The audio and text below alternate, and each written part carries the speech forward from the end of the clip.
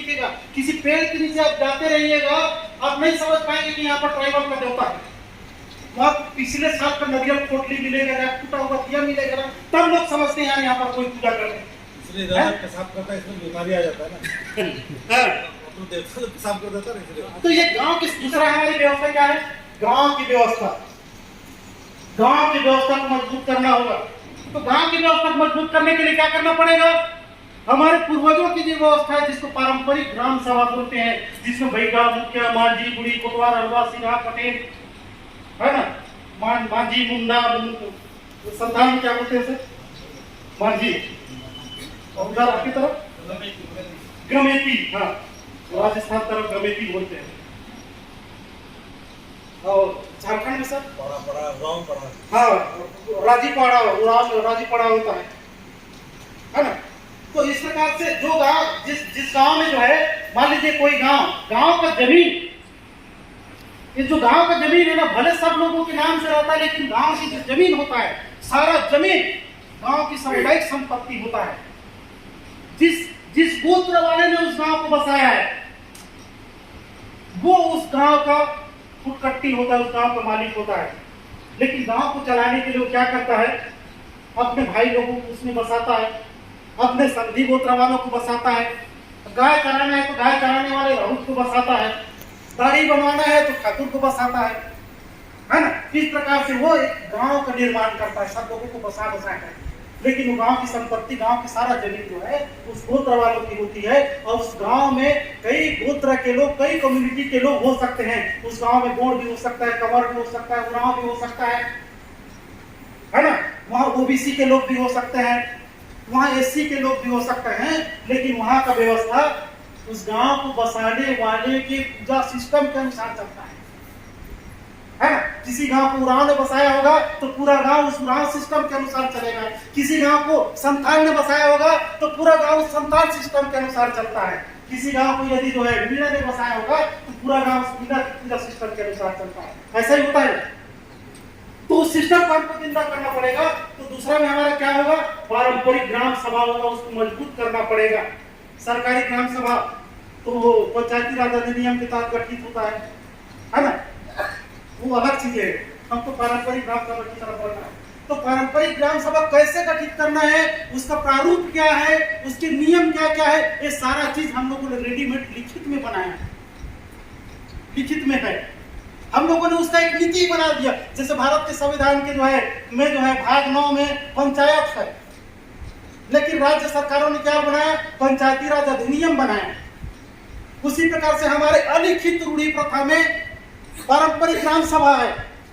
लेकिन वर्तमान स्वरूप में पारंपरिक ग्राम सभा कैसे बनेगा? तो हम लोगों ने पारंपरिक ग्राम सभा स्थापना नीति एवं प्रारूप बनाया 2019, एक नीति ही लिख डाली, और वो हम लोगों ने सरगुजा संभाग में लागू किया। अब वो पूरे देश में लागू करना है, तो उसमें भी संशोधन की जरूरत पड़ेगी। आप सब लोगों को इसीलिए बुलाया गया है ताकि हम सभी नियमों में जो है क्षेत्रवाइज जो है संशोधन कर सकें, है ना। फिर दूसरा संरचना गांव की पारंपरिक ग्राम सभा होगी। लेकिन गांव से ऊपर हमारा क्या होता है? जैसे देश में गांव हो गए, फिर ब्लॉक हो गए, फिर जिला हो गए, फिर राज्य हो गए ना। हमारे समाज की दंड व्यवस्था में कैसे होता है? पहले कुल हो गए, कुल के बाद गांव है, गांव के बाद ऊपर हमारा होता है गढ़ होता है, गढ़।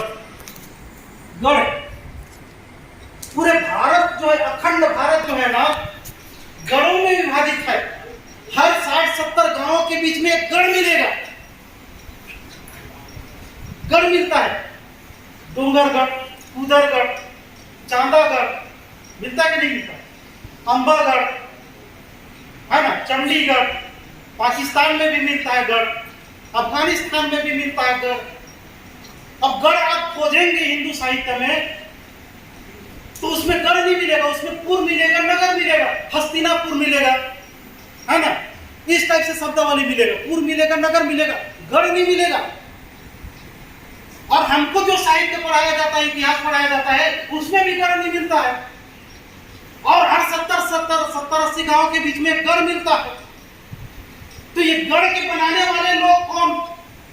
किसने गढ़ों का रचना किया? सवाल आता है कि नहीं आता है? तो सभी ट्राइबलों के जिस प्रकार से गांव होते हैं ना, गांव से ऊपर की जो संरचना होती है वो गढ़ होती है। और जिस प्रकार से गांव में गांव का देव स्थल होता है, उसी प्रकार से गढ़ में गढ़ माता गढ़ देवता होता है, जिसका पुजारी भी सिर्फ और सिर्फ बैगा पहान जवार पंडा होता है। अभी राजस्थान के लोग गढ़ को कौन से गढ़ है सर? बिहार अम्बागढ़ को बचाने के लिए कितना बेहतरीन आंदोलन छेड़े है ना। अम्बागढ़ वहां पर जो है वो दूसरे कलर वाले लोग जो झंडा गाड़ दिए थे, है ना। हाँ हाँ, तो ये जब जो ये 5वीं 6वीं शताब्दी ईसा पूर्व में एक जब ये क्षत्रिय आर्य क्षत्रिय लोग जब आए, तब उन लोगों ने हमारे गढ़ों पर कब्जा करके हमारे राजाओं को विस्थापित करके कब्जा किया। तब राजपूतों का गढ़ हुआ, उससे पहले राजपूतों का गढ़ नहीं था। राजपूत तो कहां से आए ये भी नहीं पता चलता, तो उसका गढ़ कैसे होगा? है। अब ये गढ़ में क्या हुआ है, जैसे गांव में अभी भी हमारी पूजा पद्धति जीवित है कि नहीं जीवित है, लेकिन गढ़ में हमारी पूजा पद्धति खत्म हो चुकी है। आज गढ़ों में समिति ट्रस्ट बना करके वहां पर जो है वही कई हाथ वाले देवी देवता की मूर्ति स्थापित करके बैगा पहान पुजारियों को निकाल करके वहां पर ब्राह्मण पुजारियों को नियुक्त कर दिया गया है। मैहरगढ़, मैहर तरफ से मध्य प्रदेश वालों को पता होगा, भोपाल वाले मैहरगढ़ में कौन सी देवी है? सब लोग शारदा मैया बोल रहे हैं। शारदा तो सरस्वती को बोलते हैं। बैगाओं का जो मंत्र होता है, चाहे सेवा गीत गाने वाले जो मांडर में जो बाजा बजाते हैं ना, और सुमरनी गीत गाते हैं, उनके मंत्र में सुनना तो मैहर के हिंगलाजनी मैया तोला सुमराओ ऐसा आता है। मतलब वहां हिंगलाजनी माई, शारदा माई नहीं। नाम बदल देने से मालिक बदल जाता है ना। हमारे कुदरगढ़ी माई को बागेश्वरी बना दिया, तो बागेश्वरी मतलब दुर्गा होता है, और कुदरगढ़ी मतलब जो है कुदरत की रहने वाली देवी। दोनों में अंतर हुआ कि नहीं हुआ? महामाई और महामाया, हमारी जो महामाई है उसको नाम बदल करके महामाया कर दिए। आपको लगता होगा यार नाम बदलने से क्या होता है? बहुत बड़ा अंतर है। जब आप महामाई बोलते हैं तो कैसा लगता है? महाधन माई, महा मतलब बड़ा, और माई मतलब मातारी माई। तो हम ट्राइबलों में जैसे मधुमक्खियों में रानी मक्खी होती है ना, वैसे ट्राइबलों की जो गढ़ व्यवस्था में राजा महाराजा लोग जब युद्ध के लिए निकलते थे तो अपने बड़ी माई को, वो मातृसत्तात्मक थी हमारी राजपाट, अपनी मातृशक्ति को जब तक जो पूछेंगे नहीं राजा हथियार लेकर के नहीं निकलता था, मतलब वो अपने रानी को, गढ़ रानी को, गढ़ माता को वो याद करके निकलता था। ये हमारी महामाई हो गई। अब इसको महामाया बना दिया जाए। महामाया मतलब क्या? महा मतलब बड़ा, और माया मतलब, माया की क्या परिभाषा है? माया की परिभाषा यह है जो है ही नहीं उसको माया कहा जाता है ना। अंग्रेजी में मिथ बोलते हैं। मिथ मतलब मिथक, मिथोलॉजी, और मिथ से संबंधित जितने भी ग्रंथ हैं, पुराण, गीता, भागवत, वो सब तो मिथोलॉजी बोलते हैं। और मिथ मतलब तो झूठ होता है, तो मिथोलॉजी मतलब झूठ का ग्रंथ हुआ कि नहीं हुआ? माया मतलब जो है ही नहीं उसको माया कहा जाता है। मान लीजिए आप रात के अंधेरे में घर से निकले, ठीक है, अंजोरी रात है, चंद्रमा रात्रि है, आपने थोड़ा सा चढ़ा रखा है, तो क्या होगा? थोड़ा चढ़ा रखा है तो एक व्यक्ति सफेद कपड़ा ओढ़ करके सड़क के इस पार से उस पार हुआ, सफेद कपड़ा पहन के इस पार से उस पार हुआ। आपने जैसे ही देखा उसको डायन समझ लिया, इतना रात के सफेद कपड़ा उड़ के जा रही थी, उसका पैर नहीं था, क्योंकि सफेद कपड़ा तो पैर तो दिखेगा नहीं ना, पैर दिखेगा क्या? पैर दिखेगा ही नहीं, सिर्फ सफेद दिखाई देगा। आपको क्या लगेगा? सिर्फ सफेद उड़ करके जा रही थी, ना उसका सर था ना उसका पैर था। लेकिन उसी में से एक हिम्मती व्यक्ति भी पीछे गाड़ी में बैठा था उसका, वो बोलता है दिखा दो टार्च से, मैं जाके देखूंगा कैसा रहता है। वो टार्च लगा के देखा तो पता चला उसका पड़ोसी था, मैदान के लिए निकला था।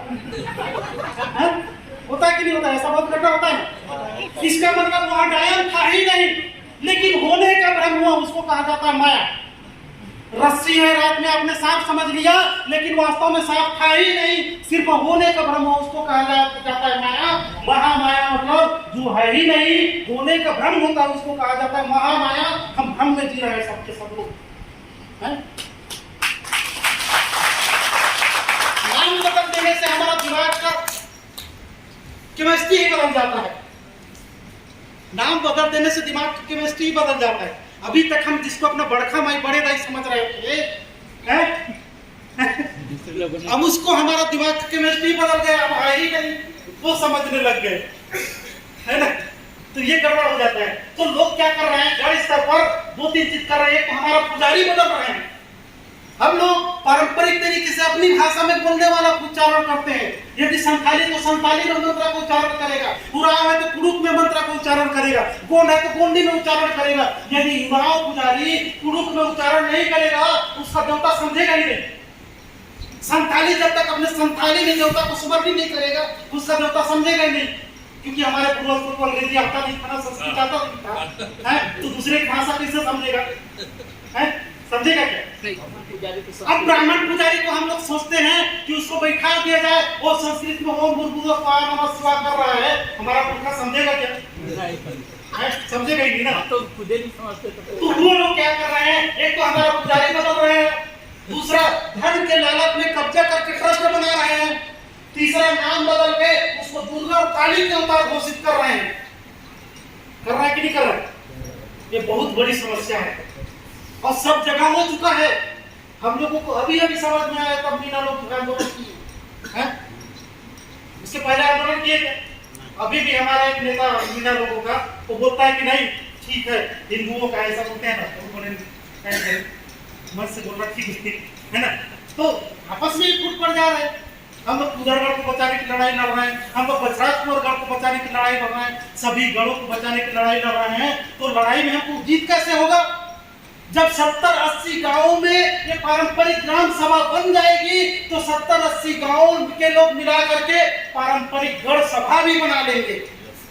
बनाएंगे कि नहीं बनाएंगे? बना लेंगे। जब 70-80 गांवों में पारंपरिक गढ़ सभा बन जाएंगे, तो जिस प्रकार से गांव में गांव का बहिगा, मुखिया, मांझी, अरवा, सिरा होता है, उसी प्रकार से गढ़ स्तर पर हमारा गढ़ बहिगा होगा, गढ़ अरवा होगा, गढ़ मांझी होगा, गढ़ पटवार होगा, गढ़ पहान होगा, गढ़वान होगा। अब पूरा गढ़ क्षेत्र के लोग उसी के मार्गदर्शन के अनुसार चलेंगे। यदि 70-80 गांवों में कोई नियम का उल्लंघन करता है, यदि वो विवाद गांव में नहीं निपटता है, तो हाई कोर्ट की तरह हमारा गढ़ सभा काम करेगा। वहां पर लोग अपील करेंगे और 70-80 गांव के लोग बैठ करके विवाद का निपटारा करेंगे। अब कोई विवाद जो है बाहर थाना कचहरी में जाने वाला नहीं है ना। थानों में ताला लग जाएगा, पुलिस वालों का काम नहीं हो जाएगा, तो उनको बोलेंगे कि भैया एक काम करो, कोई काम नहीं है, आप लोग कोई दूसरा काम करो, शिक्षा कर्मियों में बदले नियुक्त कर देंगे उनको, है ना। कभी चुनाव में जाओ आप लोग जो है मतदान करो, तो कभी वो ये ऐसा कंडीशन आ जाएगा। जैसे अभी हमारे जो जेल के भुक्तभोगी लोग हैं, उन लोगों ने आप लोगों को बताया कि वहां जो जेल में जाते हैं, वो लड़ाई झगड़ा मार पिटाई हो गए घर में, और पिए खाए में थोड़ा ज्यादा ही मार दिया और उतने में ही मर गया, और उसके कारण से जेल में है। ऐसा ऐसा केस है ना। कोई बकरी चरा रहा था, उसका बकरी जो किसी के धान को खा दिया, है ना। अब दोनों में मार पिटाई हो गया, तो फिर उसने में जेल में है। तो गंभीर अपराधों को छोड़ दिया जाए, हत्या और बलात्कार को छोड़ दिया जाए, तो सभी प्रकार के अपराधों का निराकरण हम पारंपरिक ग्राम सभा, पारंपरिक गढ़ सभा में कर सकते हैं। कर सकते हैं कि नहीं कर सकते? तो जिस कारण से 80% लोग जेल जाते हैं, वो लोग जेल जाना बंद कर देंगे, हैं? तो जेलों पर जो है कैदियों की संख्या बंद हो जाएगी, FIR दर्ज नहीं होगा, तो हमारे पुलिस के साथी लोग दारू पीने के लिए गांव में आएंगे और खुदे लड़ पड़ के जेल में जाएंगे। बात करा बोलेंगे। तो ऐसा कंडीशन होगा, तो गांव के लोग दोनों पुलिस वालों को गांव में बिठा करके उसका विवाद का निपटारा करेंगे। अच्छा, इस कारण से लड़ो, 25,000 रुपये जुर्माना पटाओ, होगा कि नहीं होगा? होगा। तो पुलिस का वर्दी भी बचेगा, देश का शान भी बढ़ेगा, देश में अपराध भी कम होगा और हमारा सिस्टम मुख्य धारा में आ जाएगा। आएगा कि नहीं आएगा? तो गण कैसे गठित होगा, गण में किस प्रकार से पद होंगे, नियम क्या क्या होंगे, उसका भी प्रारूप हम लोगों ने लिखित अधिनियम बना करके रखा हुआ है। उसको भी बनाने की जरूरत नहीं है, सिर्फ अपने क्षेत्र के हिसाब से आपको एडिट करना है, संशोधित करना है और अपने अपने क्षेत्र में रजिस्टर में लिख करके सर्वसम्मति से प्रस्तावित किया जाता है कि हम 70 गांव के लोग मिल करके अम्बागढ़ पारंपरिक गढ़ सभा का स्थापना करते हैं। ऐसा प्रस्ताव पारित करना है, बस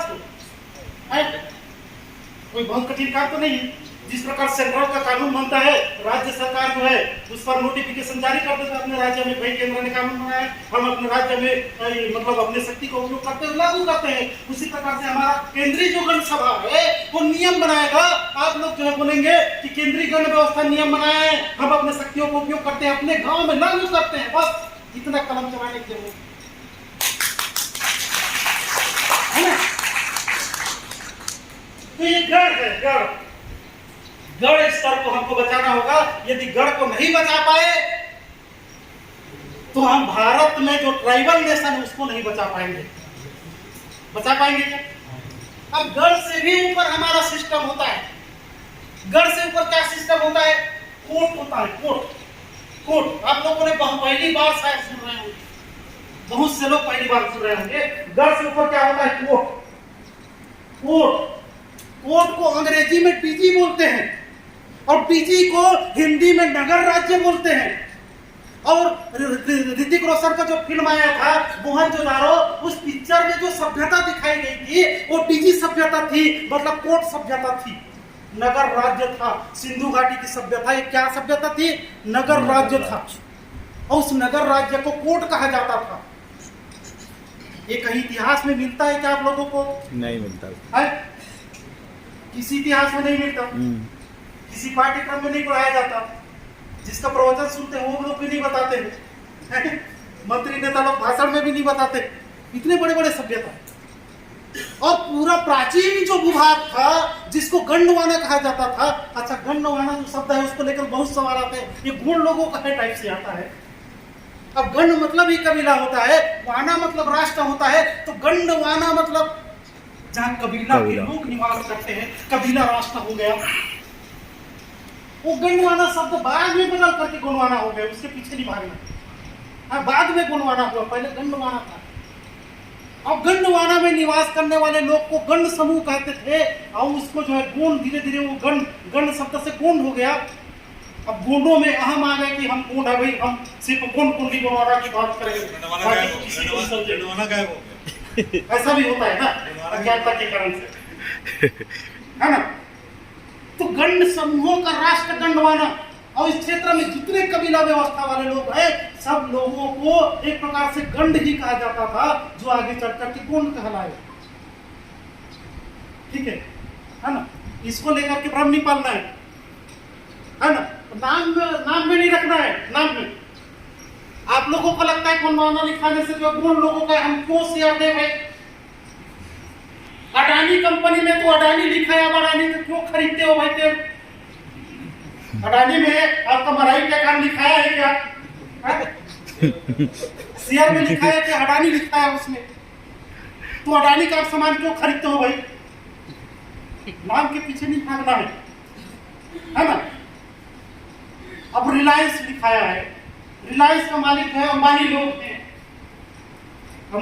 हैं, तो कहीं पर भी आपका नाम लिखाया है क्या?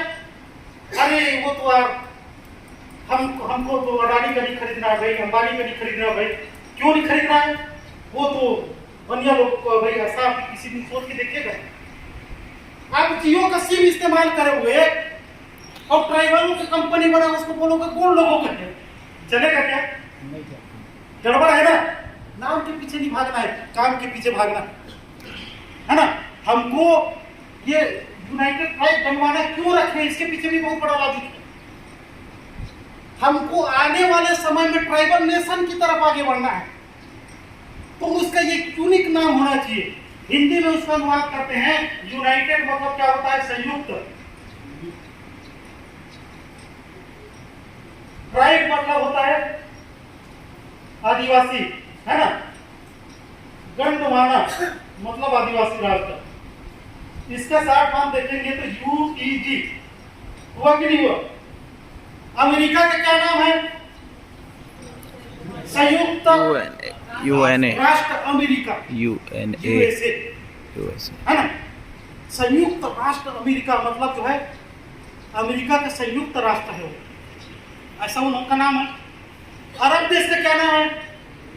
संयुक्त अरब अमीरात, मतलब अमीरातों का संघ है, अलग अलग जो रियासत है उसका संघ है। तो हमारे यदि राष्ट्रीयता बनता है तो उस राष्ट्रीयता क्या नाम होना चाहिए? संयुक्त कबीला होना चाहिए। एक लग रहा है ना कि हम लोग अमेरिका के लेवल का आ चुके हैं, ऐसा फील होना चाहिए ना कि हम अरब देश के लेवल का आ चुके हैं, है ना? तो ये सबको जोड़ देगा ये शब्दावली। हाँ, लेकिन अपने अपने क्षेत्र में जो प्रचलित भाषा है, अपने अपने क्षेत्र में जो शब्दावली है, उसको आप लोगों को भी इसमें जोड़ना है, ऐड करना है। इसीलिए इतना बड़ा सभा का आयोजन किया गया है। ऐसा नहीं कि हमने लिख दिया तो फाइनल हो गया, ऐसा नहीं, है ना? तो हमको ये गर्व पहुंचाना है। गर्व से करता है कोट। कोट कोट को दादा मोतीराम कंगाली के पुस्तकों में मैं बस देखा, उसके बाद कहीं पुस्तक में नहीं देखा, लेकिन सियानों के जो मंत्र है उसमें दिखाई देता था। लेकिन रियल में कोट शब्द अभी भी है। जिसे पठानकोट सुने होंगे, पठानकोट हमारे इधर पतालकोट है, पतालकोट है, कोट पटना है। अभी नरेंद्र मोदी पाकिस्तान के एक जगह बम गिरा था, क्या नाम है सब्जी का भी कहते हैं, बालाकोट, है ना? तो इस प्रकार से जो है मुरवा कोट, खरवा कोट, पठानकोट, इस टाइप से ना कोट था जिसको मिटा दिया गया। अब कोट ना तो हिंदुओं के धर्म ग्रंथ में मिलता है ना भारत के इतिहास में मिलता है। तो कोट शब्द क्या आसमान से टपक गया है? तो हमारे पूर्वजों की सभ्यता थी। अब ये नगर राज्य था, सिंधु घाटी की सभ्यता जैसे नगर राज्य था। और सिंधु घाटी की सभ्यता को नगर, उसका नगर क्यों पड़ा है पता है? नगर अब गणतंत्र के जनक को नागवंशियों का, देखेंगे। नागवंशियों का। तो जब सिंधु घाटी की सभ्यता डेवलप हो रहा था तो पहले तो ग्रामीण सभ्यता थी। पहली बार किसी राजा ने सोचा कि यार हमको एक ऐसा विशाल काय एरिया को मिट्टी से पाट करके सिस्टमेटिक ढंग से गली निकाल करके नहर बना करके हमको एक शहर बसाना है, ऐसा करके उसके दिमाग में आया। वो दिमाग में, जिसके दिमाग में आया वो नाग टोटम वाला राजा था। नाग टोटम, जैसे मीना लोगों को मछली टोटम होता है, संथाल लोगों का सोन कुत्ता होता है ना? टेकाम लोगों का कछुआ होता है, मराठी लोगों का नाग होता है। सभी ट्राइबलों को होता है कि नहीं होता है? जो लोग नहीं जान रहे होंगे अपने बाप दादों को पूछेगा कि हमारे पुरखा लोग किस चीज को नहीं मारते हैं, किस चीज को देवता मानते हैं, तो टोटम निकल के आ जाएगा, है ना सर? हम लोग ट्राइबल लोग किसी एक जीव जंतु का संरक्षण करते हैं, उसको नहीं मारते हैं। यदि हमारे आंगन में वो जीव जंतु मरा हुआ दिख जाता था पहले, तो घर के लोग ठीक वैसा ही अपना संस्कार करते थे जैसे परिवार के किसी सदस्य की मृत्यु हो गई, ऐसा लोग समझते थे। ऐसा सिस्टम कितने लोग जान रहे हैं? हाथ उठाएंगे। हमारे इधर भी अच्छा, कम ही लोगों को पता है, लग रहा है। अपने टोटम चिन्ह को जो है वो मतलब कुल चिन्ह माना जाता, देवता की तरह माना जाता था। तो सिंधु घाटी की सभ्यता को विकसित करने वाला जो व्यक्ति था उसका टोटम था नाग टोटम वाला राजा। तो चूंकि नाग टोटम वाला राजा ने उस सिस्टम का खोज किया, इसलिए उसकी सभ्यता को नागर सभ्यता कहा गया, मतलब नाग राजा का सभ्यता। और नाग राजा की सभ्यता में जो रहने वाले लोग थे उसको नाग राजा के कारण से नागरिक कहा गया, मतलब नाग राजा के वंशजों के या प्रजा। बाद में नागरिक शब्द सब जगह लागू हो गया और नगर शब्द सब जगह लागू हो गया। रायपुर को भी नगर कह दिया गया, कलकत्ता को भी महानगर कह दिया गया। तो जितने भी नगर बने हैं ना, सभी नगर का नक्शा किसने बनाया? हमारे ट्राइबल राजा ने बनाया। इसलिए सभी नगरों को नगर कहा जाता है क्योंकि नाग राजा का विश्राम। और सभी देशों के नागरिक को नागरिक कहा जाता है क्योंकि सब देशों ने नाग राजा के सिस्टम का अनुकरण किया। गर्व की बात है कि नहीं है? तो ये कौन सभ्यता हमको अभी की स्थिति में कोर्ट कैसा होगा इसका हमको प्रारूप नहीं। कई जगह जो है 10 ठो गाँव का कोर्ट है, तो किसी गांव में कहीं कहीं पूरे राज्य को कोर्ट कहा जाता है। हमको एक आइडियल बनाना होगा। तो अभी हम लोगों ने जो नियम बनाए हैं उसमें 7 जिलों का, 7 या 6 जिलों का एक संभाग जो होता है ना, जिससे सरगुजा संभाग हो गया, रायपुर संभाग हो गया, उसको हम लोग एक कोर्ट मानते हुए उसको गठित करेंगे। और जैसे पारंपरिक गढ़ सभा होता है, पारंपरिक ग्राम सभा होता है, उसी प्रकार से पारंपरिक कोर्ट सभा होंगे, है ना। अब गढ़ स्तर में जो विवाद का वो फिर कोर्ट स्तर पर आएगा और सब जगह दंड जुर्माना लागू रहेगा। कोई भी व्यक्ति इधर उधर खसक के नहीं भाग सकता है। कोई बोलेगा कि मैं सामान नहीं खरीदूंगा, कहाँ से खरीदे, जुर्माना लग जाएगा, लगेगा कि नहीं लगेगा। ये कोर्ट है। तो पारंपरिक कोर्ट सभा होंगे। कोर्ट सभा से ऊपर कोर होता है, कोर। ये कोर्ट है, उसके ऊपर कोर। कोर मतलब होता है पहले 4 बराबर संभागों में बांटा गया था। जैसे रेलवे का जो संभाग होता है ना, दक्षिणी रेलवे, पूर्वी रेलवे, पश्चिमी रेलवे, उत्तरी रेलवे, वैसी जो है पहले जो है संपूर्ण जो 5 खंड जो गणवाना जिसको बोलते हैं, है ना, जिसमें 5 महाद्वीप का आप लोगों ने भूगोल में जो चित्र देखा होगा, है ना, उस लेवल को 4 भागों में बांटा गया, जिसको एक एक कोर कहा जाता था। उत्तरी कोर, पश्चिमी कोर, पूर्वी कोर, ऐसे करके। लेकिन यहाँ पर कोर का मतलब हम लोग राज्य लेंगे, तो राज्य के हिसाब से उसको बनाया गया है। सभी राज्यों को हम लोग कोर कहेंगे और पारंपरिक कोर सभा होगा। कोर से ऊपर सेंट्रल लेवल पर क्या होगा? संयुक्त भू सभा। संयुक्त भू सभा। संयुक्त मतलब 5, भू मतलब धरती, 5 खंड धरती का अंतरराष्ट्रीय सभा, मतलब 5 महाद्वीप के लेवल पर जा रहा है। धरती में 7 महाद्वीप है।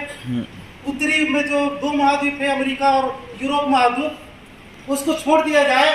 उधर गोरे लोग रहते हैं, अंग्रेज लोगों के वंशज रहते हैं, ब्राह्मण लोगों के वंशज रहते हैं। उसके नीचे वाला जो भूभाग है, जहाँ पर काले का लुट्टे लोग रहते हैं, हम सब लोग हैं, ट्राइबल लोग रहते हैं। चाहे वो आप इंडोनेशिया जाए, चाहे जो है अरब देश जाए, चाहे, है ना, नीचे के जो निचला क्षेत्र है। हमारे यहाँ जब बढ़िया से सुवर्णी वाला सेवा गीत गा दीजिएगा ना मातर में, तो किसी के शरीर में भर के आत्मता आ जाएगा। आता है कि नहीं आता है? आता है ना। तो वो वहां पर जो है अपना वो मांगेगा, हाल हथियार मांगेगा, और कोर्रा सूजा वाला, नट बोटा कसा वाला वो अपने पीठ में मारेगा, है ना, और राड को जो है इस पार से छेद के इस पार निकाल देगा। ऐसा हमारे में खतरनाक करता आता है। आता है कि नहीं आता है? सब लोगों में आता है? आता है। सब में नहीं आता। ट्राइबलों में आता है। सरगुजा में तो मैं और गजब का चीज देखा। ऐसे टेबल खटिया बना हुआ है, जो घर है तोता, वहां इतना लंबा सूजा वाला खीरा निकला रहता है। और जिसको देवता आता है ना, उसी में जाके चप बैठ के मचता है। आप लोगों ने ऐसा देवता देखा है क्या अपने? हाँ, हमारे जिले में तो है, देखे है ना। और वो उसको कंट्रोल हमारा कोई नहीं कर सकता। मंदिर में आप कितना भी घंटा बजा लो, वहां उस टाइप से देवता नहीं आ सकता। आ भी गया तो सुजा में नहीं बैठ सकता, किला में नहीं बैठ सकता। बैठा के बताइए, बैठ पाएगा? नहीं बैठ पाएगा ना। तो हमारी जो व्यवस्था एकदम जो सार है ना। अब पता नहीं कैसे यहाँ से यहाँ छेद के निकालते हैं, और दूसरे मीडिया वालों को लगता है इधर से उधर निकालते हैं सर, इधर से विच्छेद के इधर निकाल देते हैं। अब मीडिया वालों को फिर भी अंधविश्वास लगता है, चाहे जनरल लोग फिर भी अंधविश्वास दिखता है। और वो लोग जो है 10 तो 12 हाथ वाला देवी देवता पूजा करते हैं, उसको अंधविश्वास नहीं लगता है ना। हाँ, हर लोग जब हमारा देवता कुर्सी में बैठेगा तो सवाल करेगा। ये अंधविश्वास है जी, वैसा नहीं बैठ सकता कहीं। और जिस दिन हम लोग सवाल करना शुरू कर देंगे, यदि उसका 12 हाथ है, तो दुनिया में ऐसा कौन से टेलर है जी वो एक ही बार के फिट में उसका ब्लाउज बन गया। अभी आप शर्ट बनवाने, हमारे युवा लोग में रेडीमेड शर्ट नहीं पहनते, मतलब टेलर से सिलवा के शर्ट नहीं पहनते। अधिकांश को कम लोग पहनते हैं, क्योंकि उनको लगता है यार टेलर के पास सिलवाने जाऊंगा तो कहीं ना कहीं फिटिंग बिगाड़ देगा, सोचते है ना। तो माता दुर्गा के लिए पता नहीं कौन से ने टेलर सिला, वो उनको अंधविश्वास नहीं लगेगा, लेकिन हमारा सिस्टम अंधविश्वास लगेगा। मैं एक मजाक के तौर पर उदाहरण के लिए, आप लोगों को बुरा नहीं लगना चाहिए कि दूसरे धर्म के बारे में बोल रहे हैं, किसी को बुरा लग रहा है क्या? मैं क्षमा चाहूंगा, है ना। आप लोग बहुत कम कमेंट करते हैं, लेकिन बीच में कहना जरूरी है ताकि आपको समझ में आए, है ना। तो ये हमारा जो कोर्ट है वो नगर राज्य हुआ करता था, उसके ऊपर हमारा संयुक्त सभा होगा जो सेंट्रल लेवल पर केंद्रीय गण व्यवस्था होगा। जिस प्रकार से भारत में राष्ट्रपति होते हैं, जिस प्रकार से भारत में प्रधानमंत्री होते हैं, उसी प्रकार से हमारा ये तीनों प्रकार जो कंपनी जो चला है ना, उसमें ये प्रकार के सिस्टम होंगे और सभी सिस्टम एक्टिवेट रहेंगे और सभी जगह पदाधिकारी होंगे, सभी जगह लिखित कानून होंगे, मौखिक कानून नहीं। मौखिक तो भाई कोई भी बोल के निकल दिया, बाद में मुकर दिया तो क्या गारंटी है? इसलिए सारा चीज हम जितना बता रहे हैं ना सब लिखित में होगा। ऐसा नहीं कि डॉक्टर ने काम बोल के निकल गए, वो सब लिखित में रहेगा। और यदि उसका कोई उल्लंघन करता है तो आप अपने दंड विधान के अनुसार उसको दंडित करेंगे। हम लोगों ने एक पारदर्शिता नियम बनाया है ना, उसका नीति का नाम कुछ है, पारदर्शिता नीति। उसमें यह नियम है कि हर महीना जब भी मीटिंग होगा, जो आर्थिक प्रबंधन का काम करते हैं उनको जब भी मीटिंग होगा, मीटिंग में पहले से उसको बताना पड़ेगा कि इस महीना इतना आय हुआ, इतना व्यय हुआ, सारा केस बुक ये है, बिल वाउचर ये है। सभा में उसको बिना बोले बताना होगा, क्योंकि हमारे लोग पूछते नहीं। हमारी सबसे बड़ी समस्या क्या है, हमारे संगठन क्यों टूटता है? क्योंकि हमारे लोग पूछते नहीं है और जिसको बताना चाहिए वो बताता नहीं है। जिसको बताना चाहिए वो बताता नहीं है, जिसको पूछना चाहिए वो पूछता नहीं है, और जिसको पूछना चाहिए वो उससे नहीं पूछेगा, कोर्टे में जाकर के कुछ बात करेगा, 10 रुपये को खा लिया। होता कि नहीं होता है ना? सरपंच को पता नहीं तो है। पारदर्शिता नीति लिखित रूप में बनाया गया है कि मीटिंग में पहली जिम्मेदारी होगी कि आय व्यय का हिसाब किताब प्रस्तुत करे। यदि नहीं करता है तो ऑटोमेटिक बिना कहे उसके ऊपर जुर्माना लागू हो जाएगा, उसको भुगतान करना पड़ेगा सभा में। यदि सभा के लोग मना करते हैं कि भाई काम बहुत है, इस बार आप हिसाब किताब मत बनाओ, तभी वो टाल चलेगा, नहीं तो उसके ऊपर जुर्माना लगेगा। ऐसा नीति बनाया गया है ना। तो बहुत सी चीजों के लिए नीति बनाया गया है, तो सब चीज को हम लोग जो है कल के सेशन में भी बताएंगे। तो संयुक्त लेवल पर इस तरह से अच्छा, इसको मैं अब जो है आप लोगों को ये संरचना गण व्यवस्था संरचना समझ में आ गया ना। जैसे देश की संरचना है उसी प्रकार से हमारी आर्थिक गण व्यवस्था की संरचना ऐसे हो। हर गांव में पारंपरिक ग्राम सभा होंगे, हर 60-70 गांव के बीच में पारंपरिक गण सभा होंगे, उसके ऊपर जो है हर 7 जिलों या 6 जिलों संभागों में पारंपरिक कोर्ट सभा होंगे, हर राज्यों में पारंपरिक कोर सभा होंगे, और नेशनल लेवल पर केंद्रीय गण सभा का संयुक्त गणवाना का संयुक्त सभा होंगे, है ना। और जिस प्रकार से विधायक सांसदों का चुनाव होता है, जिस प्रकार से लोकसभा विधानसभा में लोग चुन करके जाते हैं, वैसा ही हमारे सिस्टम में भी होगा, क्योंकि ये सारा गण व्यवस्था किसी व्यक्ति के तो है नहीं है। और समाज को चलाना है तो एक ही व्यक्ति पूरा जीवन भर तो चलाएगा नहीं। राज्य को कोई एक ही व्यक्ति राज्य को जीवन भर चलाएगा क्या? देश को कोई एक व्यक्ति चलाएगा? तो उसके लिए क्या सिस्टम है? हर 5 साल में जाए प्रधानमंत्री चुन के आना है, विधायक चुन के आना है, सांसद चुन के आना है ना। तो कैसे चुन करके आएंगे, उसके लिए भी नीति बनाया गया है। तो ये चीज जो है, हाँ, इसका पार्लियामेंट जो होगा उसको मैं थोड़ा अभी कर दूं। अभी तक चाय नहीं आया क्या आप लोगों के लिए? विधायिका वाला 2 पार्ट होंगे। देश को चलाने के लिए 2 पार्ट है ना। देश के 3 स्तंभ है। पहला क्या है? विधायिका है ना। व्यवस्थापिका, कार्यपालिका है, फिर व्यवस्थापिका, कार्यपालिका है और न्यायपालिका। कार्यपालिका कोई व्यवस्था, ये न्यायपालिका। विधायिका कौन लोग होते हैं? नेता लोग, जो विधानसभा में चुन करके जाते हैं और राज्य की विधानसभा बनाते हैं। और जो लोकसभा में चुन करके जाते हैं, सांसद बन के जाते हैं, वो देश के लिए कानून बनाते हैं। और विधानसभा में चुन करके जाते हैं और राज्य के लिए कानून बनाते हैं। तो इस समाज का कानून कौन बनाएगा और कौन उस कानून को लागू करेगा? तो समाज की विधायिका क्या होगी, है ना। तो समाज की विधायिका का नाम ही संयुक्त सभा होगा। और इसमें मेंबर आप जो है सभा के मेंबर होंगे जो 5-5 साल के लिए चुन करके आएंगे, और पार्टी में चुन करके आते हैं वैसा चुन करके नहीं आएंगे। इलेक्शन सिस्टम नहीं। गांव के समाज के लोग पारंपरिक तरीके से सेलेक्ट करके भेजेंगे। जैसे अभी हम लोगों ने संग्राम अधिकारी, विलेज अधिकारी के लिए जो वैकेंसी निकाला है, कई लाख वैकेंसी हम लोगों ने निकाल दिया कोरोना काल में। सोचिए बताइए, हमारी कंपनी में भी पैसा नहीं है, फिर भी कई लाख हम लोगों ने वैकेंसी निकाल दिया है। और वो व्यक्ति जो वैकेंसी के लिए काम भरेगा, वो काम करेगा, तो हेड मास्टर से ज्यादा वेतन पाएगा। इतना व्यवस्था हम लोगों ने बनाया है ना। सोचने वाली बात है, हमारे पास फंड नहीं है, फिर भी वैकेंसी निकाला 2.5 लाख से ऊपर। अब वो काम करेगा तो प्रोफेसर कैसे उसका कमाई होगा? आप लोग सैलरी कहां से देंगे? ऐसा लग रहा होगा आप लोग। ये सिस्टम में इतना बेहतरीन सिस्टम है कि हमारे पास पैसा नहीं, फिर भी उसको सैलरी जाएगा, क्योंकि वो भत्ता उसको मिलना है, उसका मतलब है परसेंटेज बना हुआ है उसके वर्किंग का, है ना। हाँ, तो हर गांव के लिए विलेज अधिकारी का, हर 15-15 गांव के लिए जो है फील्ड ऑफिसर का, और हर ब्लॉक के लिए ब्लॉक ऑफिसर का 2.5 लाख से ज्यादा वैकेंसी।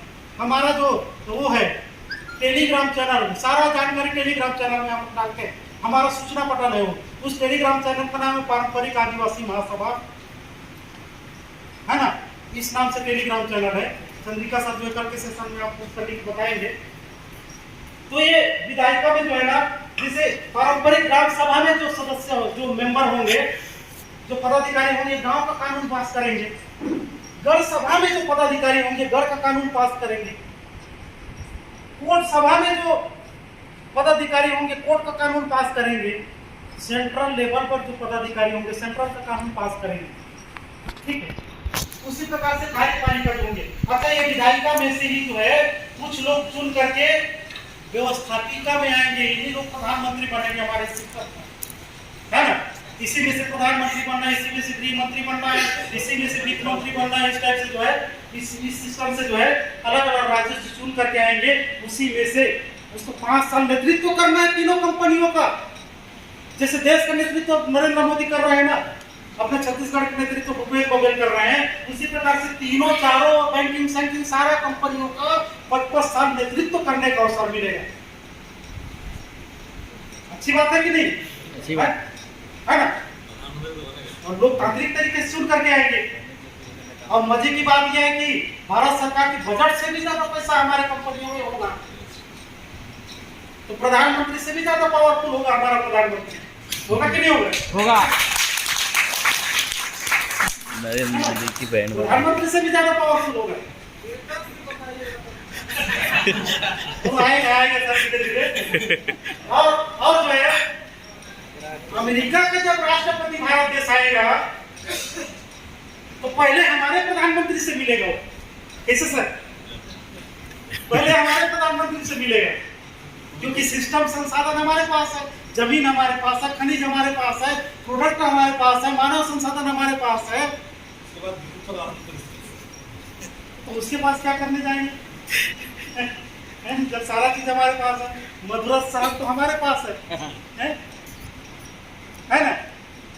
तो उस समय जो देश का जो प्रधानमंत्री होगा, वो भी बोलेगा कि हमको देश के लिए ये कानून बनाना है, तो पहले आदिवासियों को प्रधानमंत्री से पूछ लिए जाए वो लोग क्या सलाह देते हैं। ऐसा सोच कर तो संसद में अपना कानून पास करेंगे। बनाए कि नहीं बनाए? अभी किसान लोग इतना आंदोलन कर रहे हैं, किसानों से पूछते नहीं, पूछते हैं क्या? नहीं। लेकिन उस समय जो नहीं पूछेगा उसका तुरंत कुर्सी गिर जाएगा ना, गिरेगा कि नहीं गिरेगा, है ना।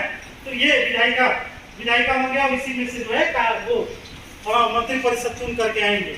इसकी जो कार्यपालिका है, कार्यपालिका संरचना कैसे होगा? कार्यपालिका में देखिए, पहला तो जो है इसका मंत्रालय का सचिव भी होंगे, और सचिव चुन करके नहीं आते हैं, वो सिलेक्टेड लोग आते हैं।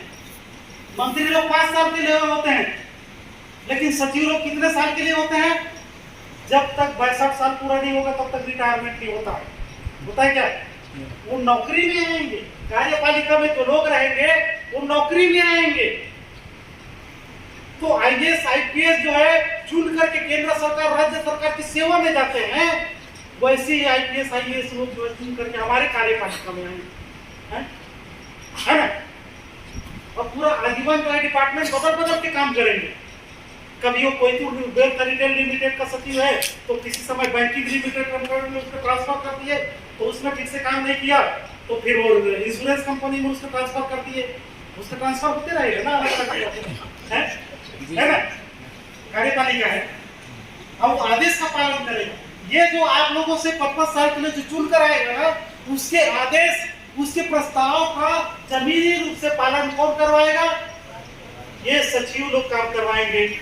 और सचिव लोग तो काम करेंगे, साथ में कंपनियों के डायरेक्टर लोग भी कार्यपालिका में आएंगे, कंपनियों के MD लोग कार्यपालिका में आएंगे, उसके CEO लोग कार्यपालिका में आएंगे, उसके मैनेजर लोग कार्यपालिका में आएंगे, प्लस जो है ब्लॉक ऑफिसर जो बोल रहे हैं, फील्ड ऑफिसर जो बोल रहे हैं, संग्रहण अधिकारी जो बोल रहे हैं, वो सब किसके हिस्से में आएंगे? कार्यपालिका में आएंगे, जिनको सैलरी मिलेगा, है ना? अब ये जो विधायिका में आएंगे उनको सैलरी का भी तय नहीं है, क्योंकि वो पब्लिक सर्वेंट हैं, सेवा के लिए आ रहे हैं, उनको यात्रा भत्ता वगैरह दिया जा सकता है। जब कंपनी बड़ा हो जाएगा तो उस समय डिसाइड कर लेंगे, जब भारत सरकार ज्यादा बजट रहेगा तो क्यों नहीं हम लोग उसके विधायक सांसद को वेतन देंगे, है ना? तो ये व्यवस्था बनाया गया। ये जितना भी बोल रहा हूँ ना, आपको ये नहीं लगना चाहिए कि यार हवाई बोल रहा है, कुछ भी बोल रहा है भाई, बोल के निकल जाए, क्या करना है? बोल के नहीं निकलूंगा, कागज में है, लिखित रूप में बना के रखे, लिखित रूप में बना के रखे भाई, मैं बोल के निकल जाऊंगा तो कागज थोड़ी ना भागेगा। इसीलिए जब राज्य सरकार किसी कर्मचारी ट्रांसफर भी करता है ना, तो मुख्यमंत्री ये नहीं बोलता कि इसको फलाने ट्रांसफर कर दो, वो ट्रांसफर नीति पहले बनाता है और ट्रांसफर नीति के दायरे में फंसता है तब ट्रांसफर करता है। यदि ट्रांसफर नीति के दायरे में नहीं आएगा ना तो ट्रांसफर कर देगा, सीधा हाईकोर्ट में केस करेंगे, भाई मेरे जबरन ट्रांसफर किया, मेरे प्रताड़ित कर रहा है, अब हाईकोर्ट इस पे लगा देगा, मुख्यमंत्री उसका ट्रांसफर ही नहीं कर पाएगा, करेगा क्या?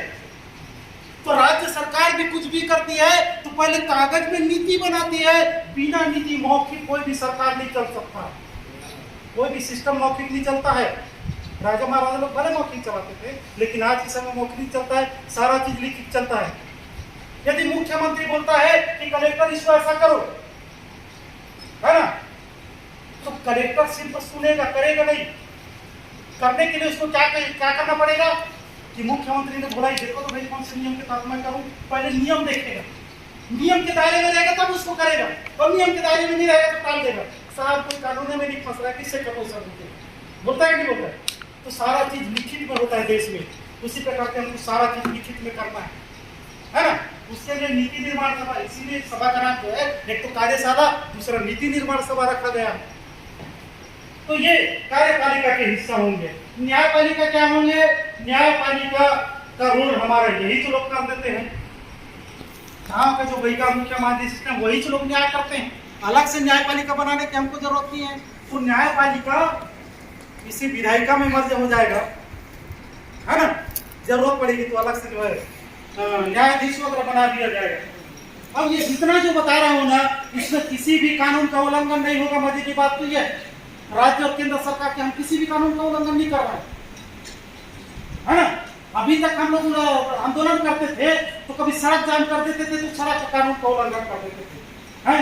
कभी थाने के सामने घेराव कर देते थे तो हमारे देवी रावत जी को गिरफ्तार कर लिए थे, है ना? तो कोई ना कोई कानून को फंसा देते हैं। लेकिन अब इसमें कौन से कानून का उल्लंघन हो रहा है? सरकार बोलती है कि भाई तुम कंपनी क्यों चला रहे हो? हम बोलेंगे कंपनी एक्ट 2013 के तहत चला रहे हैं, है ना? वो बोलेगी कि भाई आप लोग जो है अनलीगल काम कर रहे हो। हम लोग बोलेंगे हम सरकार को 30% टैक्स देते हैं, 2% CSR मत देते हैं, हमारा सारा आय के हिसाब किताब देख लो भैया, रिटर्न भरते हैं, कौन से किसके तहत कार्रवाई करेगा। वो बोलेगा कि भाई चलो आपने कंपनी बनाया, ठीक है, अब समाज का जो प्रधानमंत्री कैसे बना लिए, ऐसा बोलेगा ना, है? तो हमारा समाज का प्रधानमंत्री आपके देश का प्रधानमंत्री थोड़ी है भाई। हम प्रधानमंत्री कुर्सी को कौन से नरेंद्र मोदी खसका रहे हैं? वो तो रहेगा ही। हम अपने समाज का कानून बना रहे हैं, 13 दिन का में हमको अधिकार है अपने समाज का नीति बनाने, कानून बनाने का, उसके तहत बना रहे हैं। अब हमको धरना प्रदर्शन करने की जरूरत नहीं है, सरकार के खिलाफ जो है बुराई करने की जरूरत नहीं है, है ना। किसी पार्टी को गाली गलौज करने की जरूरत नहीं है। अभी हम लोग आंदोलन करते थे खूब गरियाते हैं, फलाना पार्टी मुर्दाबाद, फलाना पार्टी मुर्दाबाद। करते हैं कि नहीं करते हैं? अब उसके गृह मंत्री के पास कान में चल देते यार मुर्दाबाद बोल रहा था, इसको देखो तो कौन से इसको फंसाया जाए है। तो जबरन जो है कुछ नहीं रहेगा। फिर भी ये व्हाट्सएप में जो है ना दूसरे धर्म के देवी देवता के ऊपर आपत्तिजनक पोस्टर डाला है, इसको अंदर कर उसी में फंसा देगा। करता है कि नहीं करता है ना। अब ऐसे में तो हम सरकार का सहयोग कर रहे हैं भाई। सरकार जो काम नहीं कर पा रही है, इसीलिए एनजीओ को बड़े बड़े फंड देता है ना। कई ठो जो है मंत्रालय, कई ठो जो है अपना अलग से प्राइवेट कंपनियों को ठेका में दे रहे हैं। स्कूल हम चला नहीं पा रहे हैं, स्कूल को ठेका ले लो। रेलवे हम चला नहीं रहे, रेलवे का ठेका ले लो। बीएसएन चला नहीं पा रहे, बीएसएन ठेका। ऐसा कर रहे हैं ना।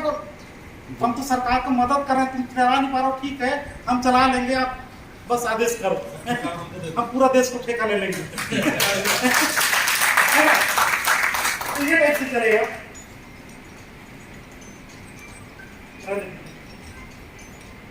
तो ये इसकी संरचना है ना। तो चूंकि कितना टाइम हुआ है? 5 मिनट हुआ। अरे ज्यादा समय ले लिया। अच्छा अभी बीच में तो हम लोगों ने 1 साल में जो प्रयोग किया, हम लोग जो बोल रहे हैं उसको प्रयोग भी किया है ना 1 साल। ऐसा नहीं कि अभी तुरंत बनाए और सीधा आसमान सोशल मीडिया में चला रहे थे। अब लोग दनादन बराए जमा कर रहे थे हमारे खातों में हैं। सरगुजा संभाग के 6 जिला के लोग घरों से बाहर नहीं निकल रहे थे। आर्थिक वेबिनार चल रहा था, लोग दनादन हमारे खातों में बराए जमा कर रहे थे। और देखते ही देखते उसी पर स्कीम को बड़े बड़े पब्लिक लिमिटेड बना लिए। कोरोना काल में 3 बड़े कंपनियों का निर्माण हो गया है ना। पब्लिक लिमिटेड जिसमें यूनाइटेड ट्राइब गनवाना एसोसिएशन, दूसरा Koitur wealth retail limited, Koitur wealth trading limited. तीनों कंपनियों का काम अलग अलग है। और ये मार्केट की स्थापना के लिए Koytur Gondwana united tribe Gondwana association market की स्थापना करेगा, सामुदायिक संपत्ति की स्थापना करेगी, मानव संसाधन को स्थापना करेगा, मानव संसाधन को मजबूत करेगा। ट्रेडिंग लिमिटेड बाजार का निर्माण करेगा। रिटेल लिमिटेड किसी भी सामान को बाहर से नहीं खरीदे, खुद बेचेगा। आर्थिक नाकेबंदी हो जाएगा है ना। तो ये इसके जो मंत्रालय जो हम लोगों ने बनाया है, अलग अलग विभाग होंगे। जैसे मान लीजिए अलग अलग विभाग कैसे होगा, मान लीजिए कंस्ट्रक्शन से संबंधित काम करना है, बिल्डिंग बनाने से संबंधित काम करना है। तो बिल्डिंग बनाने से संबंधित काम तो सब लोग नहीं कर पाएंगे ना। तो उसके लिए जो सिविल इंजीनियर है, इंजीनियरिंग संबंधित जो काम है, उसके डिपार्टमेंट में नोट शीट जाएगा। वो लोग तय करेंगे कि भाई ये प्रोजेक्ट आया है, इस प्रोजेक्ट में काम करने से फायदा है कि नुकसान है, कितना बजट आएगा, बजट लगाने से नुकसान है कि घाटा है। फिर वो अप्रूवल करेगा कि भाई इस प्रोजेक्ट में पैसा लगाने से फायदा है, तब कहीं जा करके यहाँ से पैसा रिलीज होगा और उस प्रोजेक्ट पर काम होगा। खर्चा करना हो तो बिल स्वीकृति विभाग अलग बनाए हुए हैं। हम लोग जो खर्चा करते हैं तो पैसा किसी के हाथ में नहीं आता।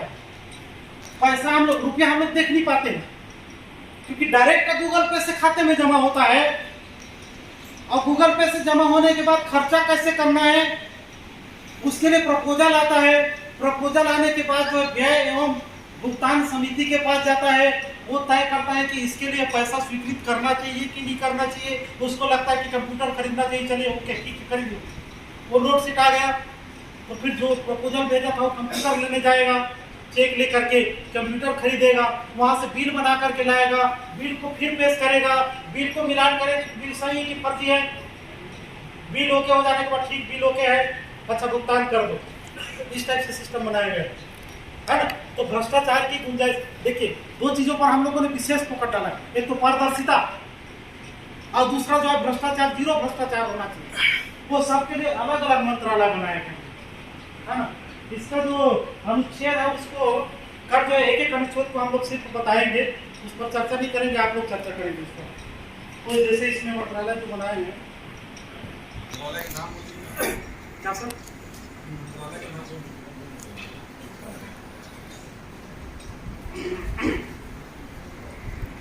मंत्रालय जो होगा इसका केंद्रीय जल व्यवस्था का, सामान्य प्रशासन मंत्रालय क्या करेगा, सामान्य कानून से संबंधित, है ना, प्रधानमंत्री के अंडर में होगा वो विभाग, समझिए, है ना। उसमें पांच मेंबर होंगे, साइन करेंगे 5 मेंबर लोग, जिसमें प्रधान लीडर भी होगा, जिसको प्रधानमंत्री बोलते हैं हम लोग, इसमें प्रधान लीडर नाम नहीं है इस सिस्टम में, उसका नाम प्रधान लीडर होगा, ठीक है। और राज्य का जो है, राज्य में जो मुख्यमंत्री होते हैं, हमारे पास जो है मुख्य लीडर नाम होगा उसको इस सिस्टम में। तो उसमें 5 लोगों का सिग्नेचर लगेगा, एक तो प्रधान लीडर का, या फिर उस विभाग से संबंधित जो मुख्य है उसका, और उसके विभाग के सचिव का, उसका जो है एक उपाध्यक्ष होगा उसका, और 2 जने मेंबर होंगे, 5 का सिग्नेचर होगा। तो 5 में से कम 3 लोगों का 1/3 सिग्नेचर होने के बाद ही जो है उस विभाग से कोई विधि स्वीकृत होना है ना। तो ये मंत्रालय का काम होगा। दूसरा है विधि नीति एवं योजना मंत्रालय।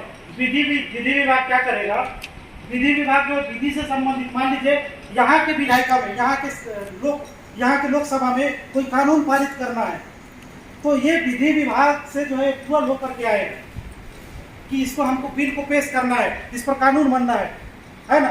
फिर वहाँ से स्वीकृति होने के बाद वो पेश होगा, फिर उस पर 5 लोगों का मतलब साइन होने के बाद वो पेश होगा, फिर सभा लोग तय करेंगे।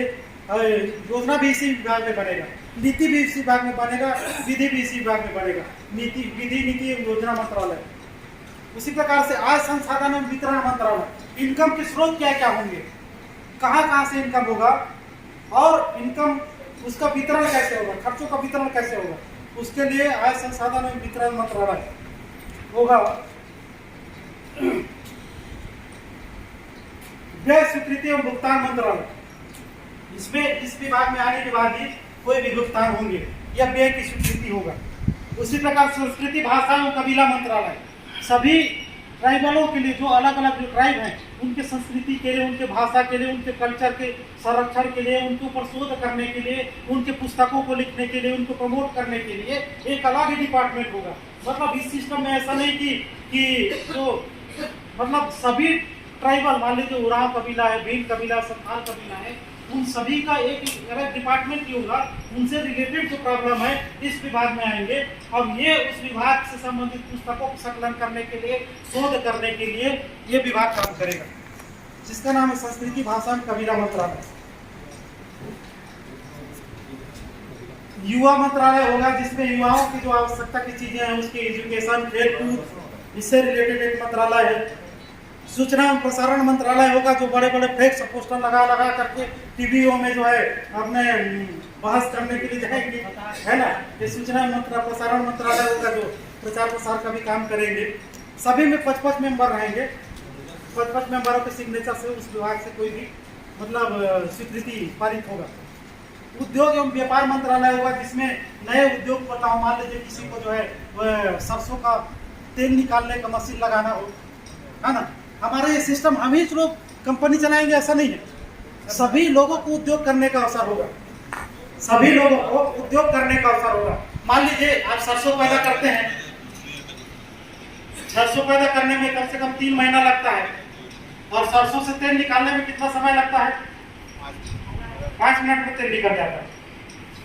तो 5 मिनट वाला काम हम लोग करते नहीं है, 3 महीना लगता है वाला काम करते हैं। गेहूं पैदा करने में कितना दिन लगता है, 6 महीना, 4 महीना। और गेहूं से आटा निकालने में कितना दिन लगता है, 5 मिनट, 10 मिनट। तो 10 मिनट वाला काम हम लोग नहीं करते। तो अब क्या करेंगे, हमारा रिटेल लिमिटेड के पास लाइसेंस, क्रेडिट लिमिटेड के पास लाइसेंस होगा कि आपके सभी कच्चे वालों को हम लोग खरीद सकें, या आपकी पारंपरिक ग्राम सभा भी खरीद सकें। और आप लोग खरीदेंगे, आपको लगता है कि सरसों को मैं तेल निकालूंगा, तो आप अपना एक कंपनी है, फैक्ट्री लगा लीजिए, और आप जो है आप सरसों का तेल निकालते हैं। मान लीजिए जो है आपका नाम राजू है ना, राजू ऑयल मिल नाम से जो आप प्राइवेट लिमिटेड बना लिए, आपने तेल निकाला, एक कोने में लिखेंगे आप मैन्युफैक्चर्ड बाय राजू तेल लिमिटेड, दूसरे कोने में लिखाया जाएगा मार्केटिंग बाय कोई तो ट्रेडिंग लिमिटेड। आप पैदा करो, हम बेचेंगे। बाबा राम जो खुद सब थोड़ी बनाता है? उसके प्रोडक्ट को आप देखेंगे, एक तरफ लिखाया रहेगा मैन्युफैक्चर्ड बाय जो है आशीष दूध फैक्ट्री है ना, आशीष आयल फैक्ट्री, लेकिन दूसरे तरफ लिखाएगा मार्केटिंग बाई पतंजलि लिमिटेड, ऐसा लिखाया रहता है ना। कोई भी चीजें जो है खुद ही नहीं बनाता है ना। बाबा रामदेव तो इतना घी बनाते हैं, पता नहीं दूध कहाँ से लाते हैं है ना। इतना गाय होगा क्या कि दूध उसके पास इतना होता होगा। तो लोगों के फैक्ट्रियों से वो घी खरीदते हैं। तो मैन्युफैक्चरिंग, घी बनाने वाला मैन्युफैक्चरिंग अलग है, मार्केटिंग करने वाला मार्केटिंग कंपनी है वो। उसी प्रकार से हमारा ट्रेडिंग लिमिटेड क्या मार्केटिंग करने वाला होगा। आप आटा बनाइए ना, है ना। मान लीजिए बहुत सरल काम है, उद्योग व्यापार बहुत कठिन काम नहीं है। आप 8 घंटा यदि 20 लोगों को मजदूरी 200 रुपये दीजिए, अब मशीन नहीं लगा सकते, बिजली बचाना हो तो 200 आप आटा चक्की लगा लीजिए ना घरे में, हाथ से पीसने वाला। 200 लोगों को मजदूरी दीजिए 300 रुपया, और उनको बोलिए 8 घंटा आटे की पीसना है, बीच में चाय मिलेगा और खाना मिलेगा, बस पीसते रहो। कितना आटे का प्रोडक्शन होगा सोच के देखिए। आप उस पर लिखिए, अपना पैकेट लगाइए, है ना, है ना, राजू आटा, है ना। गांव के महिलाओं द्वारा चक्की से पीसा हुआ आटा, पतंजलि फेल हो जाएगा है ना। बिजली भी बचेगा, मशीन भी लगाना नहीं पड़ेगा। अब पूरे गांव भर के लोग आटा पीसा शुरू कर देंगे, कितना आटा प्रोडक्ट, उस आटे का कीमत भी विदेश बढ़ से जाएगा। डिमांड आएगा, तो ये घर में पिसा हुआ आटा है, उसी को मंगाओ, कोई मिलावट नहीं है, उसका कीमत भी बढ़ जाएगा। आप खुद का उद्योग आप चला सकते हैं, है ना। तो ये सारा चीज जो उद्योग व्यापार विभाग होगा आपको जो ये सब चीज करेगा। लेखा एवं भंडारण विकास मंत्रालय, लेखा विभाग क्या करेगा, सभी प्रकार के रजिस्टर, सभी प्रकार का जो लेख है, अभिलेख है, वो सही तरीके से लिखा रहा है कि नहीं लिखा रहा है, ऑडिट सही ढंग से हो रहा है कि नहीं हो रहा है, वो सारा चीज का जांच करेगा। और सभी प्रकार के जो स्टॉक है, स्टॉक रजिस्टर है, हमारे पास कितने सामग्री हैं, वो सबका सही तरीके से भंडारण हो रहा है कि नहीं हो रहा है, वो सारा चीज इस भाग में होगा। ऐसे करके बहुत से विभाग बनाए जाएंगे। अभी तो ये सब एक प्रकार से प्रारूप है। पारदर्शिता, विश्वसनीयता, भ्रष्टाचार नियंत्रण हेतु का मतलब ये अच्छा है, दूसरा आर्टिकल हो गया। ऐसे करके निर्वाचन की प्रक्रिया बहुत से इसमें क्या अनुच्छेद है आपको बता दूं अभी तक।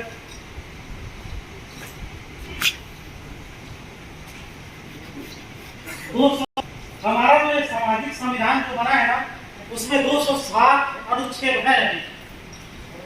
आप लोग प्रस्ताव सुझाव देंगे तो अनुच्छेद और बढ़ सकता है ना, चाहे कुछ अनुच्छेद कर भी सकता है। ये भूतलक्षी प्रभाव से 1 अप्रैल 2021 से लागू है, ठीक है, लेकिन अभी तक लागू नहीं है। जैसे भारत आजाद कब हुआ था, 1947 में आजाद हो गया था ना, लेकिन संविधान कब लागू हुआ, 1950 है। तो जब 1950 में संविधान लागू हुआ तो बाकी के 6 महीना 6 दिन 2 साल 18 महीना, तो उतने दिन तक कौन सा संविधान से चल रहा था, सोचे है ना। ठीक उसी प्रकार से ये अप्रैल से ये जो है सेंट्रल लेवल पर विस्तारित हो गया है। हमारा जो सरगुजा संभाग का जो नीति था उसी नीति से चल रहा है, लेकिन कंपनी जो चूंकि सेंट्रल लेवल पर हो गया है इसलिए लागू हो चुका है, लेकिन इस पर संशोधन अभी बाकी है और पूरी तरह से सर्वसम्मति से इसको लागू करना बाकी है ना। तो ये सुझाव आएंगे और ये इसी काफी आपको पीडीएफ में भी मिलेगा। इसको आप अपने गांव क्षेत्र में जाकर इस पर समीक्षा भी करेंगे। समीक्षा करने के बाद वहाँ सुझाव को एक करके भेजेंगे। इसको संशोधित करने के लिए कम से कम हम लोग 3 महीने का या 2 महीने का ऐसा समय देंगे आप लोगों को, ताकि हम लोग अभी यही पर तुरंत बोलेंगे कि ये संविधान लागू करते हैं, आप लोग बड़का ताली बजा देंगे और उधर जाकर के बोलेंगे यार हम लोग समझ नहीं पाए है। जैसे मोदी बोलता है कि लागू होना चाहिए कि नहीं होना चाहिए, सब ताली बजा देते हैं, लागू हो जाता है, बाद में बोलते हैं यार ये गलत हो गया है ना। तो इस तरह से नहीं होना चाहिए। तो ये आप लोगों को समय मिलेगा, अपने अपने क्षेत्र में सुझाव आप लोग दे देंगे। तो सर जो है आप लोगों ने बहुत देर से सुना, अभी आप लोगों को आधा घंटे का गिफ्ट दिया जाएगा। Thank you.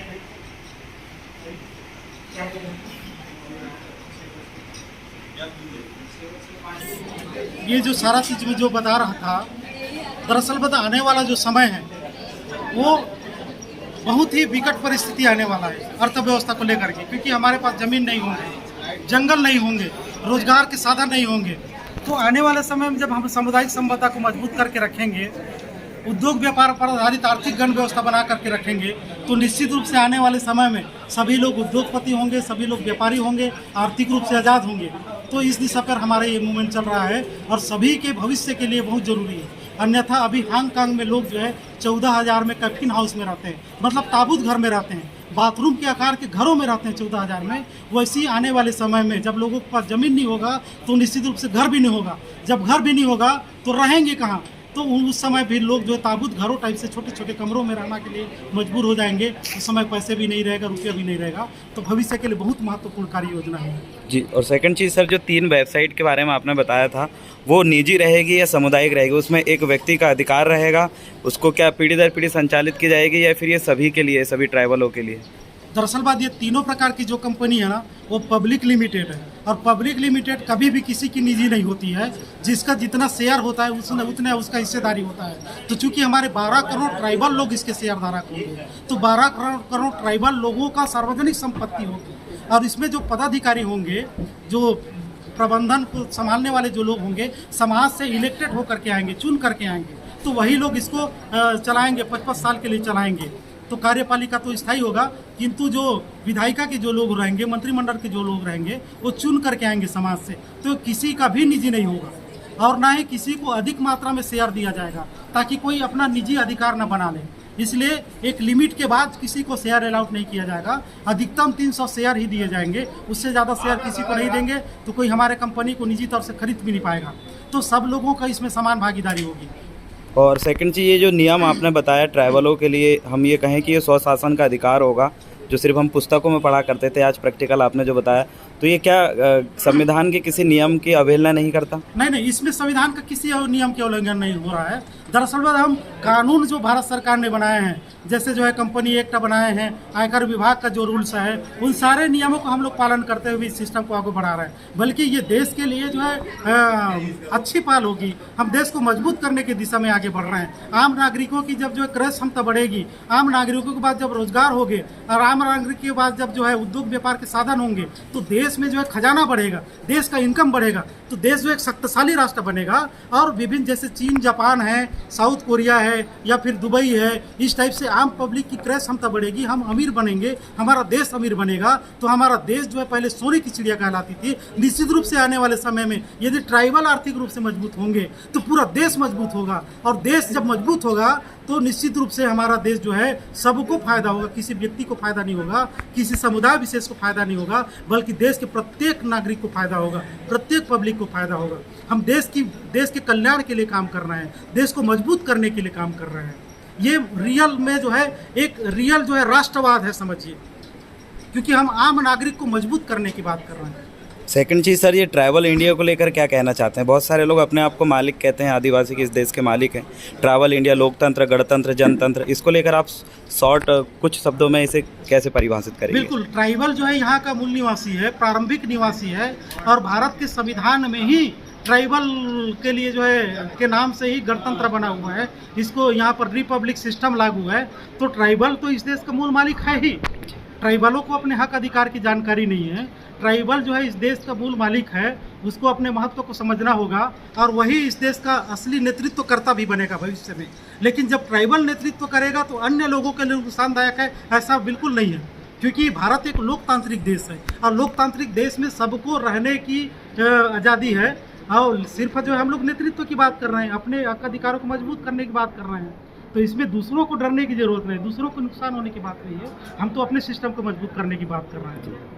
सर अपना परिचय दीजिएगा, और आपने कुछ बुक्स और किताबें लिखे हैं, उनका आप रेफरेंस दे देंगे तो बहुत बढ़िया रहेगा। जी, मैं डॉक्टर नारविन कासोटेकाम, संयोजक पारंपरिक आदिवासी महासभा का जो आर्थिक मेगा प्लान हम लोगों ने बनाया है उसका मैं संयोजक हूँ, प्लस जो है नियंत्रक की जिम्मेदारी भी संभाल रहा हूँ।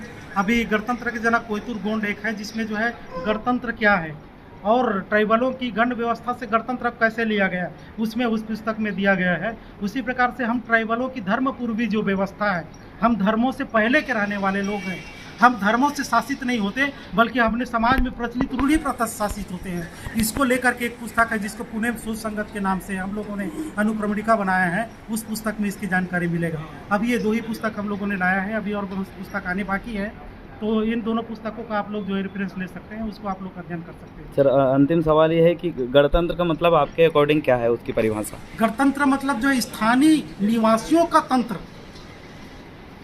स्थानीय मूल निवासियों का तंत्र ही गणतंत्र है। जी जी। यदि दूसरे लोगों का या बाहर से आए हुए लोग यदि उस सिस्टम पर कब्जा करते हैं तो वो लोकतंत्र या गणतंत्र नहीं होगा। हालांकि लोकतंत्र में सबको मतदान का अधिकार है, सबको सहभागी होने का अधिकार है, सबको चुनाव लड़ने का अधिकार है ना। लेकिन इसके बावजूद भी लोकतंत्र जो है भारत में दरअसल बात जो है ना, लोकतांत्रिक प्रजातंत्र है, रिपब्लिक डेमोक्रेटिक है। तो रिपब्लिक मतलब मूल ट्राइबलों का सिस्टम, लेकिन डेमोक्रेटिक मतलब प्रजातांत्रिक तरीके से। ट्राइबल इसके मुखिया होते हुए भी सबको इलेक्शन में भाग लेने का, सबको वोट देने का अधिकार है, सबको नागरिकता का अधिकार है। तो इस देश में जो है दोनों सिस्टम है, रिपब्लिक सिस्टम भी है और डेमोक्रेटिक सिस्टम भी है। डेमोक्रेटिक सिस्टम से के तहत जो है इस देश में रहने वाले सभी लोगों को यहाँ अधिकार है, लेकिन रिपब्लिक के तहत यहाँ के ट्राइबल लोगों को विशेष अधिकार है, उसका नेतृत्व करने का, वो इस देश के मालिक हैं। इस बात का सबूत है रिपब्लिक होना। जी बहुत बहुत धन्यवाद सर जी। सेवा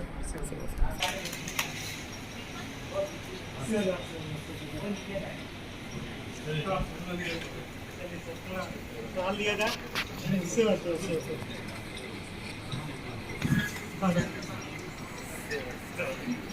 कलेक्ट करेगा।